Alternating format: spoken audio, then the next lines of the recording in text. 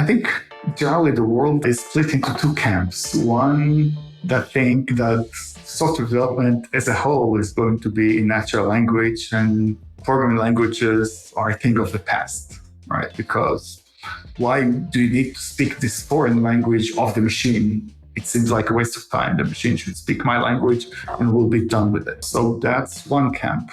There's another camp that says these languages exist for a reason, and the reason is reduce ambiguity and be precise on what is the expected behavior without running the program.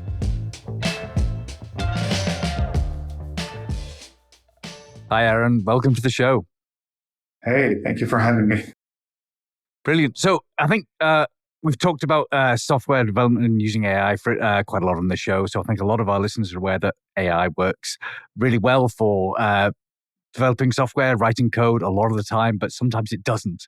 So a big question to begin with is like, when can you use AI assistance and when do you want to handwrite code?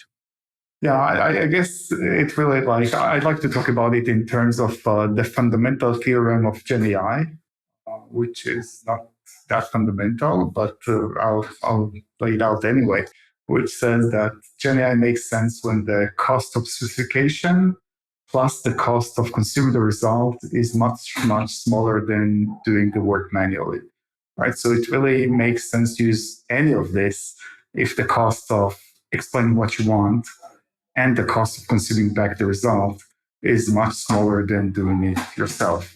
So this is maybe too abstract, but that's the nature of fundamental theorems. Let me make it slightly more concrete here. It makes sense to use it if you can make a really quick snap judgment that what you got is what you wanted, right? And this in certain domains, this is easier than in others. Let me give you a concrete example. Like let's say I'm writing my React application, right? And I can see with my own eyes whether what I asked for is the UI I wanted, right? So I can make the snap judgment of like, I got what I wanted, right? So it makes sense to use that. If I'm writing very complicated, let's say, distributed system synchronization protocol, then it's going to be pretty hard for me to determine that what I got is really what I wanted. And therefore, I may be better off not delegating this task to the AI assistant or the AI agent. Does that make sense? Yeah, I like that. So if it takes you a really long time to write your prompt, then that's like a big specification cost. If the output is hard to interpret or hard to work out whether it's correct or not, then that's a big sort of consumption cost. And you want those to be as small as possible. Otherwise, it's not worth it. Yeah, and it's really it's not really about Gen AI. In a sense, it's about delegation, right? It's also like I'm trying to delegate the task or like to offshore a task to another entity, whether a human or silicon, right? So I'm kind of like offshoring to silicon. And it makes sense to offshore to silicon when the boundaries of like, how do I define what I want and how do I make sure that what I got is sensible, right? So that's... Absolutely. So maybe it's worth talking a bit more, like providing some context on, generative AI is just one tool among many different tools to help software developers write code. So can you just talk about like what's its competition? Like what are the other tools that people are using in order to automatically write code? Oh, there's a bunch, of like AI-based solution for generating code. I think it really depends on the segment. Like, are you an enterprise user who is trying to write code in an environment in which things are highly specific and incremental, in which case you will use something like Tabnine, which is more aware of the environment you work in.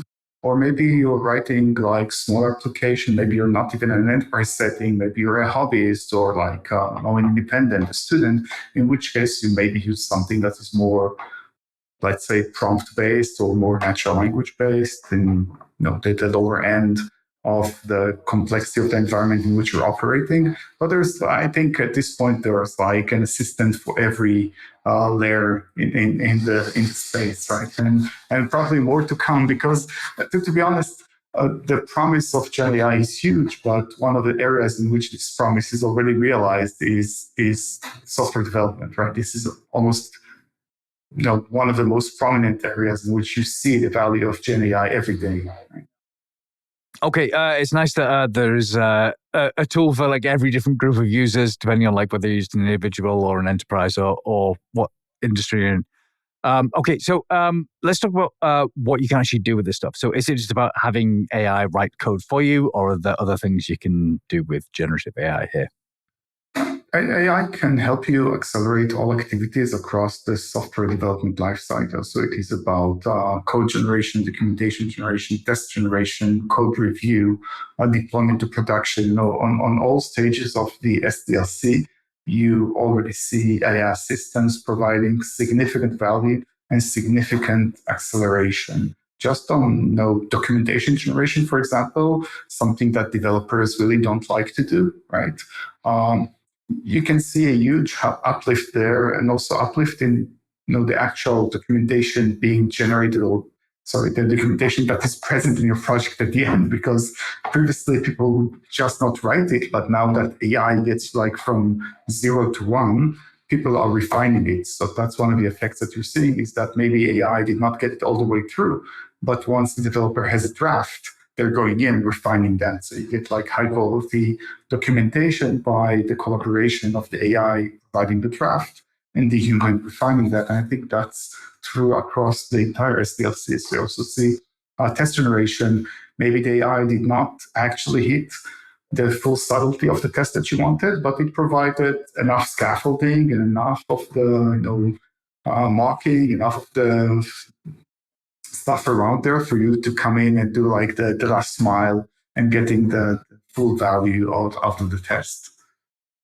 Okay, so this is interesting because I think a lot of people, if you become a software developer, you enjoy writing code. And so having AI write your code was like, well, I was enjoying doing that. But some of these other things you mentioned, so code review, documentation, testing, these are things where like no one like got a job to really want to like write tests and write documentation. So having AI work on those things, that seems like a good idea. So I'd love to get into, go on. I think also like in terms of writing of code, I think there's a lot of code that people don't like to write, right? There's a lot of boilerplate, there's a lot of repetitive code, there's a lot of convoluted code, complicated APIs that people generally do not enjoy. So having AI like automate the mundane stuff and the boring things, let you, the developer focus, software engineer focus on the creative aspects of the work is really what the Gen AI is making possible. Right? Yeah, I suppose if you just like writing a registration page, like login code for a web developer, it's like you've done this 1,000 times, doing it 1,001 times is not going to be like that much more interesting. So yeah, maybe outsource that repetitive code stuff. All right, but I would like to talk about some of these like code generation aspects of it. So talk me through code review. Like what's the kind of current workflow and how does it change once you've got generative AI involved? First of all, it's important to understand that, the bottleneck right now for really getting the full benefit of Gen AI is code review. Really what we are seeing right now is that generation has already accelerated using Gen AI, right? So everybody is generating more and more code, but review has not accelerated to the same speed yet, right? So what you're effectively getting is like a distributed denial of service attack on your reviewers, because all the developers are using AI to generate, say, just for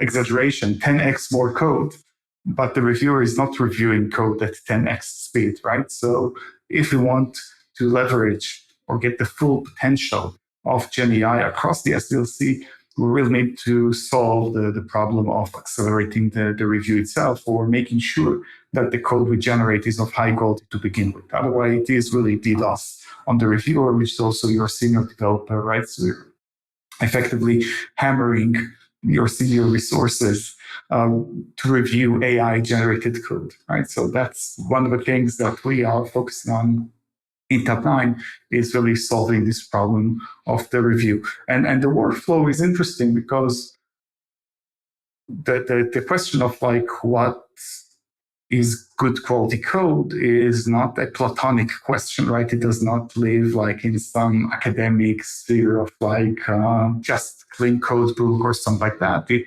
varies between organizations, right? It varies even between teams because part of it is very, very specific to how we do things around here. Part of it is using the existing, say, microservices, the existing code base, existing know-how, right? And so standards, best practices. So really, the reason that experts are doing the reviews right now is because they have all this tribal knowledge in their heads, typically, right? And are reflecting that as new code comes in to be reviewed. And what we're doing in Tabnine is kind of replicating that specificity of the review by learning organization-specific rules and also allowing the human expert, to enter kind of organization-specific rules and have the AI, have Tabnine review the code according to these specific standards, right? So you get the AI code review to be specific to the org, aware of the existing code base, putting in comments, but also suggesting fixes automatically, right? So you get the full spectrum of kind of the human expert reviewer. What you want, the experience that you want to replicate is the expert code reviewer that has been a developer in the organization for a decade, right? That's the level of expertise that you want to reflect in the AI code reviewer. Knows all the code in the org, knows the best practices, knows why we stopped doing certain things, why you do it the new way, and knows how to guide you to do things the right way, not just complaining all the time without remediation. That just seems smart that it has contextual knowledge about all the code that's been written before. But at the same time, that also terrifies me because it's like the terrible code you wrote like 2 years ago, somehow the AI is learning from that. And yeah, it's going to review things based on that. But okay, so the idea is that you've got AI that sort of knows everything about like the projects you're working on, gives you good feedback. I'm wondering whether it changes the workflow now, because my sense is that code reviews normally happen towards the end of the cycle. So a software developer builds something, then hands it over to someone else and says, take a look at this. If I'm writing a document, I can get like AI feedback on what I'm writing as I go. Things like Grammarly will give me feedback in real time. Is there a chance we can move towards real-time code review as you're writing? Yeah, absolutely. That's part of what we're doing is shifting that code review aspect left into the IDE. The nature of the problems are not always the ones that you'd like to flag as you type the code, right? Because it's much more contextual than, say, Grammarly. Some of it, you'll be complaining all the time about code that has not been written yet, and that's quite annoying. We tried that. It's a bit too intrusive, but you do want some checkpoints in which you say, okay, I've seen enough. Let me tell you that you're wrong, right? You definitely want to do that in the IDE and not in the pull request if you can, because also the IDE is my private space and the pull request is public space, right? So I'd rather get your comments privately, right? Especially like if I get this in pull request, I would go, hey, Tabnine, if you knew this all along, why did you tell me earlier, right?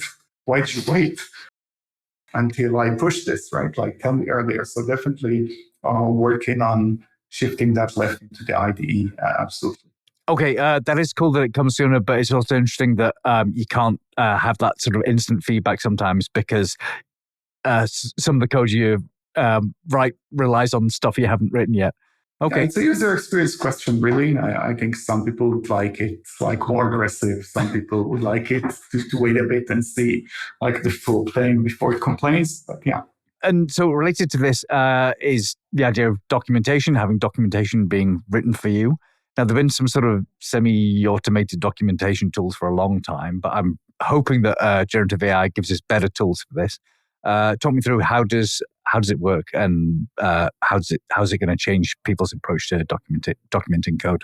First off, it's really easy, right? You can generate docs and then click of a button and you get docs which are quite descriptive. Personally, I'm in the camp that says that documentation should say why it is something and not what the code does. I mean, the code says what the code does. I don't need more of that. But as I said, I think the real workflow is that you get like version 1 draft from the AI, and then once it exists, people say, okay, let me add that small note here that actually explains the important bit of why I did it this way. And otherwise, they would just not add that bit. So I think that the workflow changes by forcing the existence of documentation, and then humans are leaning in to make that documentation more meaningful, for the future Iran, who will come in a year and will not know why he did something that way, right? So I think that's kind of the flow that is happening in reality.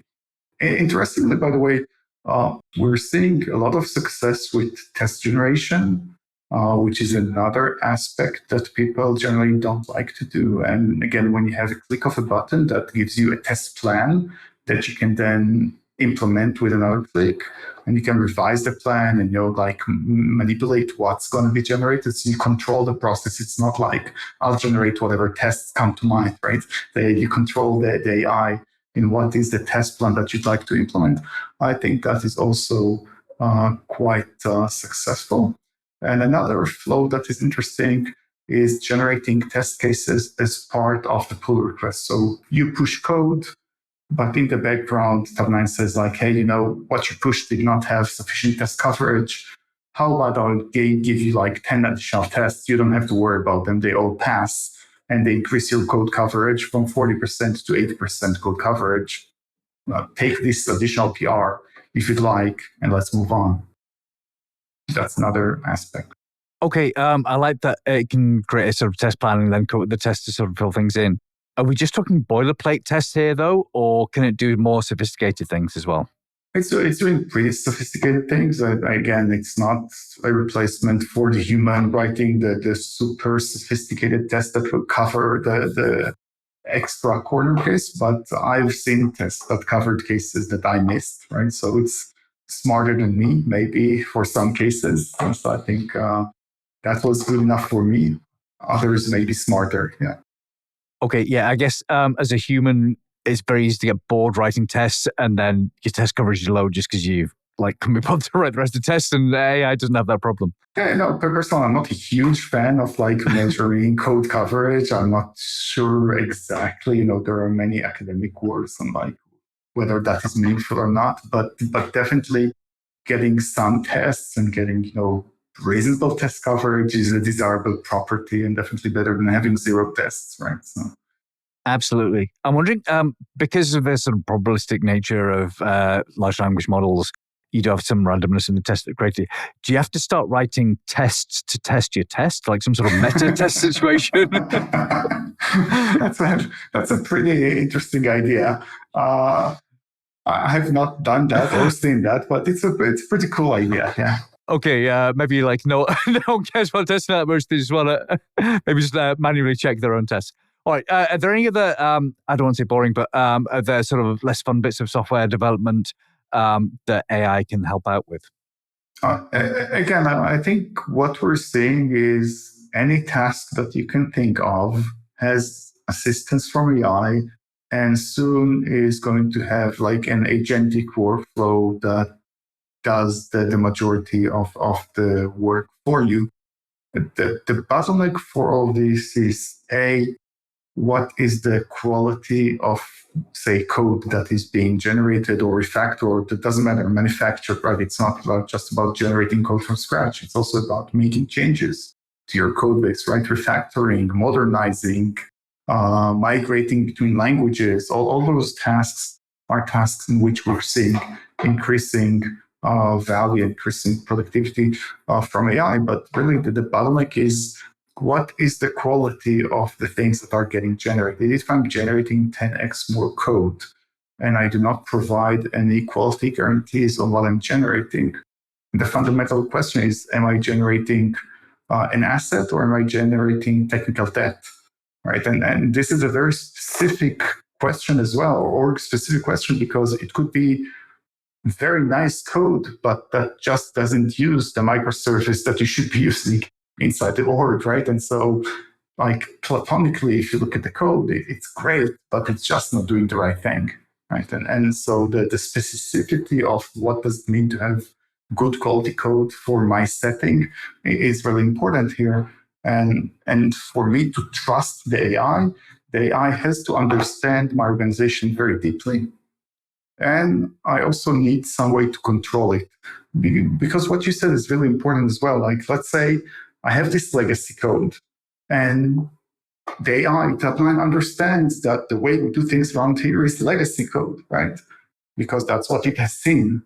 But I really want to stop creating new legacy, right? I want to somehow say, from this point on, this is not the way in which we connect to Kafka, right? We do it like a different way, different microservice. So now I, the human, the expert, the architect, need a way to tell the AI in Tabnine, starting from November 1st, we're doing it this way, right? You need the phase shift. So you need the AI to know everything about your org, so it has some implicit understanding of what is good, but also B, a way for you, the architect, the expert, to say explicitly what is good, right? And enforce that moving forward.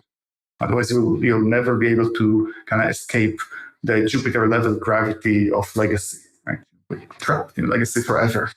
I think transforming your code, like moving to newer languages. I know there's a lot of big enterprises where there's still code running on like COBOL from like 1970 or something. And so, that transformation seems like a great idea. And I love the idea of sort of getting rid of legacy code.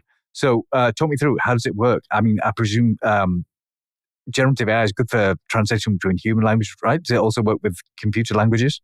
Yeah, translation between languages is really an easy use case. Even translating from COBOL to Java or something like that, it is doable.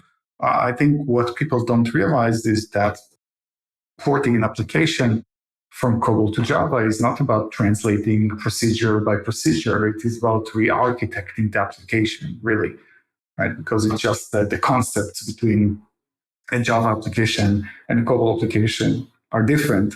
And maybe if you're like doing this shift, you want to maybe transition from the monolith to microservices. Maybe there's a lot of stuff that you like to do as part of this migration, and not just translating, from running on COBOL runtime to running on JVM.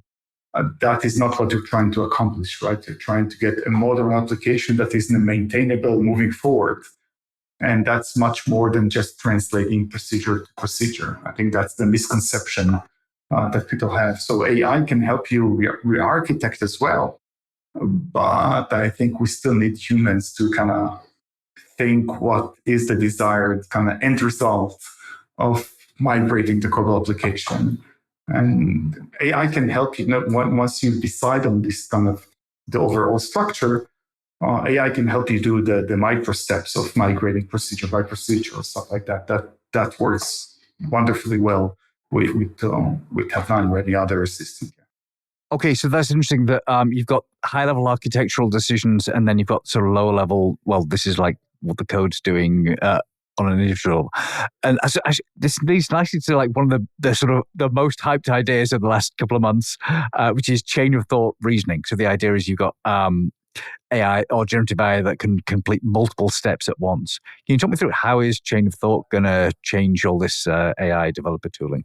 Yeah, it's not about chain of thought specifically, or tree of thought, or graph of thought, or that doesn't matter. Like the general structure, it's all about the agentic workflows, like as you said, completing multiple steps, potentially having backtracking, potentially invoking tools, and both to read and write information, like sensing and transforming or manipulating. We're already seeing a lot of success in that. So we can have workflows that go from a Jira ticket to a full implementation, right? All the steps. So I've done this cute demo in Tabnine, which I have like start from Jira ticket. Doesn't matter. Implement the backend of the application, implement the front of the application, connect them, implement the database, and all of it is happening like as a single agentic flow. You don't have to worry about anything, right? So the AI does everything for you end to end. And there are other demos on the internet of similar things. So whether it's like Baby HEI or OpenHands or whatever, there are a bunch of those. And these agentic flows, provided with the right tools and the right abstractions, can really go a long way and take you end to end, either implement a Jira ticket or debug an application or translate an application, all those things are totally doable with the caveat that I started with, which is how do you guarantee the quality of what is it that you're getting? And maybe that loops back to your initial question of like, when does it make sense to use Gen AI and when it doesn't? So one aspect is really, easy to specify, easy to consume the result. But maybe another aspect is like, is this like the maintainable code that I'd like to live with for the next 5 to 10 years? Or is this just, like a side project, a POC or something like that? In which case, I don't mind doing the end-to-end flow without worrying about, how any of that is really implemented. So again, in the offshoring analogy, and I offshore this entire application because it's a POC, and I just want to see that I got it right. And then maybe I either manually refine the components that were created, or I rewrite it, or I do it with some coaching rules like Tabnine has, which force some standard and some quality on whatever is being generated. That's interesting that we're from like chain of thought to agents, and actually it's like two sides of the same idea. It's just being able to complete multi-step tasks without having to have much human involvement. Chain of thought is like one plan. It's called planning strategy of an agent involved. So it's a special case. Yeah. And we've been talking for 25 minutes and we still not mentioned data once, which is giving me withdrawal symptoms. So I'm curious. So we talked about the software development workflow where like code is basically everything. I think for a lot of like data use cases, you've got much simpler, shorter data projects. I'm wondering for data analysts, data scientists, where he's doing these short projects, how are these sort of trends in generative AI changing things? I think data science is the perfect application for Gen AI because what I care about, the code is really not the artifact that I'm after, right? The code is a means to an end to get the analysis that I want, to get either the visualization or data, whatever the projection that I want. And I couldn't care less about the code as an artifact for the most part, right? Unless I'm building some framework. But if I'm analyzing something, the code is going to mostly be discarded at the end of that small project, as you called it, right? So I think that's perfect match. Also, it's a perfect match for all sorts of visualization projects because I can make a snap judgment of like, oh yeah, this is the histogram that I wanted, or this is the curve that I wanted, or this is the analysis that I wanted. I can look at it and say, yes, this is great. Or I can very easily manipulate it with a prompt with natural language because, again, specifications are short. Results are easy to understand. Code is mostly short-lived. Perfect match on all three counts. And also, a lot of Python, which is a language that most of the models are really strong at. Right, because models are developed by researchers, so they try things in Python as well. So there's some, I think, very strong guarantees on Python being a very first-class citizen of the models in terms of ability to generate and accuracy, etc. Absolutely. So I do like this sort of framework you have of like deciding whether or not generative AI is going to be useful. Just like, can you make that snap judgment or not? It just seemed like visualization works really well here because you can look at a picture and say, well, does this make sense or not pretty quickly? But it works really well also on complicated use cases that you've done before because, like, I wrote this code somewhere, sometime, or something similar, and I look at the code being generated and say, yeah, that's exactly what I wanted, move on. So it's actually interesting that for experts, it may be easier to somewhat counterintuitively, for experts, Gen AI may be even more of a kind of force multiplier in the sense that you're like, okay, I can make the snap judgment on a lot of things much faster than a junior would be able to, right? So this is very fascinating because I think one of the sort of perennial questions over the last couple of years has been like, well, do I need to learn to code if AI can write my code for me? And you're saying that actually, if you've got those skills already to be able to make that snap judgment about like whether or not the code works well, that means AI is actually going to be even more beneficial for you. Yeah, I think that's true from what we're seeing, and I think again in the foreseeable future, again not for all software, but some software is still going to be the combination of humans and AI, and the ability to read code really well is very important. Right? Read code well and understand what's going on quickly, because a lot of it's going to be generated by assistants or agents, and you, the human, will have to step in. So it's like the combination of self-driving cars and human-driven cars. You need to know how to operate in the mixed environment. Absolutely. So, talk me through. Like, suppose you're an early stage, either developer or data scientist, or like anyone who has to write a bit of code in your job. What do you do? Is it worth pushing hard and becoming that expert in code, or do you want to work alongside the AI tools? Like, what would your career strategy be? Yeah, I know career strategies is a big ask from, but again, I think it's inevitable, right? It's just like IDE is a tool of the trade, right? So some people swear by Emacs or by Vim, but they still have some extensions that help them, code completion or do some things that are taking them to additional productivity. And AI assistants are like inevitable part of the stack. So if you haven't done it still, I think you should. Whether you should learn programming, like be an expert in the nuances of Python or not, I don't know. I think a lot of the data science, at least, will increasingly move to a higher level of abstraction, I think. Again, I don't know how long will it take, and definitely not for all cases, but I've seen models do, or assistants do, pretty amazing things in data science from natural language alone, and I think this will just increase because, as I said, it's a sweet spot for this technology. You can make the snap judgment, it's easy to specify, and the code is generally short-lived. So this is like really the perfect spot. Okay, so you mentioned moving to higher levels of abstraction. Can you just talk me through what that might mean?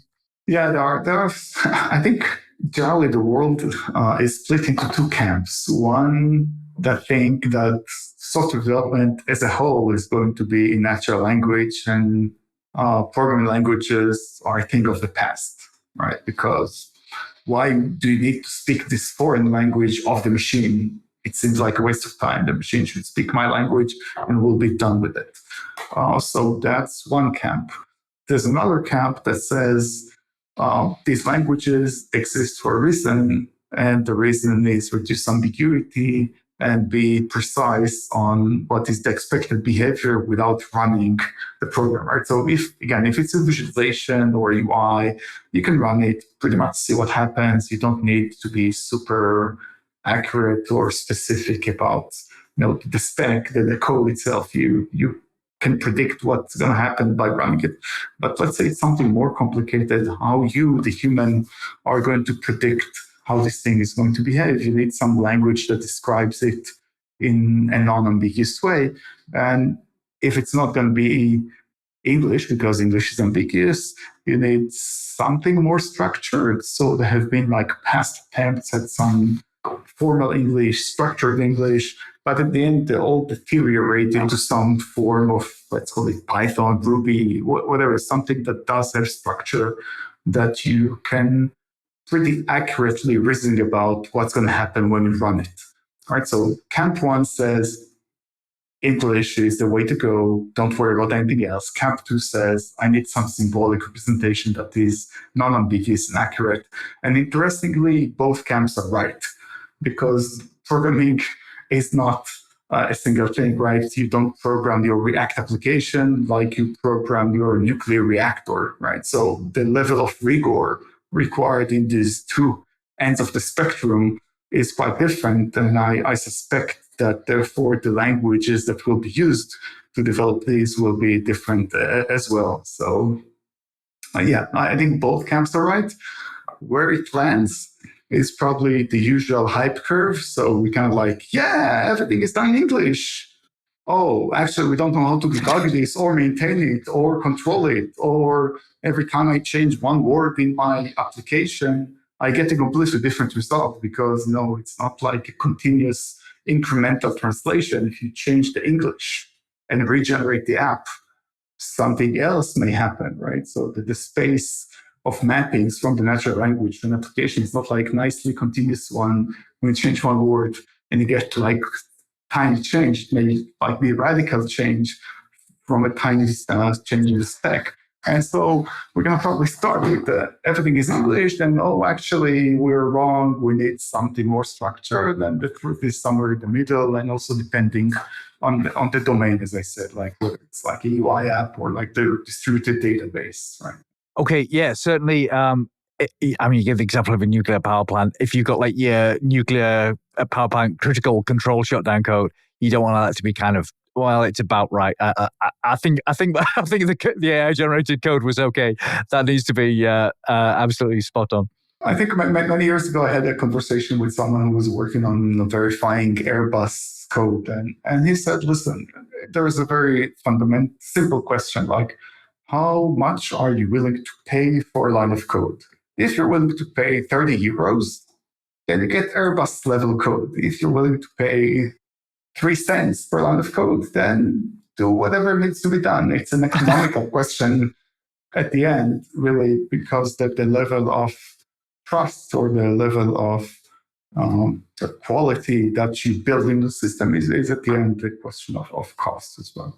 Absolutely. Yeah. I guess the consequences of things going wrong for a lot of code is less than like a plane crashing or nuclear power plant exploding. So you can afford to do it a little bit cheaper. So on that subject, I'd like to talk a bit about how you go about adopting all these generative AI tools in the enterprise. So suppose your head of department, whether you're like head of data or head of software engineering, says, okay, we're going all in on AI. What do you do?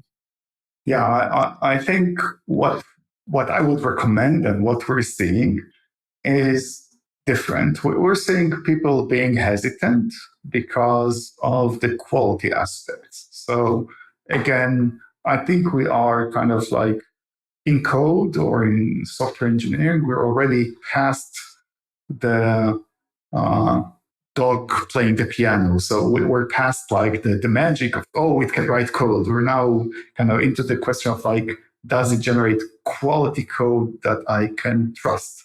And so people are kind of hesitant to say, take the entire department, give them Tabnine and let's roll, right? Because they don't know what will the implications be. And as I said, the DDoS on the reviewer is definitely one of the concerns, right? Like it's going to just increase the pressure on our code reviewers because they have to review the AI generated code all the time, right? So, and with more being even more careful because they know the AI can generate things that are maybe not exactly what we want, right?